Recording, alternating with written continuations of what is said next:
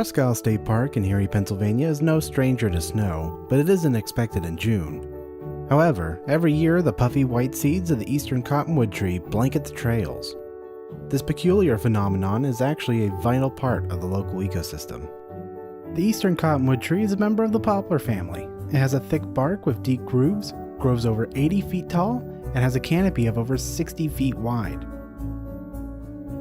At the Tom Ridge Environmental Center, environmental education specialist Brian Gula explains some of the more famous features of the tree.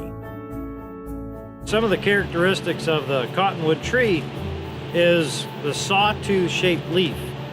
And as the wind blows, it easily moves around. It's a very pretty tree. But one of the key features that makes this Eastern Cottonwood tree somewhat famous in this area is the seed pod. The seed pod, hence the name Eastern Cottonwood, produces kind of a stem that has all these individual pods that sort of look like peas on it. And as it opens up, then each individual pod produces a seed that once released when the wind blows, especially in about the first couple weeks of June, seems to be about our peak time, that wind catches that seed pod and it easily blows around in the breeze. And where the seed pod ends up on the ground, under right conditions, that will sprout a new tree. So here in Presque Isle, in a lot of the newer areas, the sandy areas, the Eastern Cottonwood tree is one of the very first trees that start to grow in what we call the early stages of succession.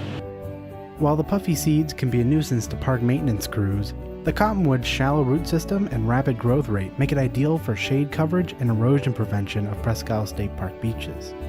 They found out very early that the cottonwood tree does very well in this habitat. And it grows fast, and it does a very, very good job at holding these soils together. So it was instrumental in building up and developing a lot of the beaches, a lot of the dune areas that we have here on Presque Isle, and a key component of stabilizing the beaches here on the peninsula.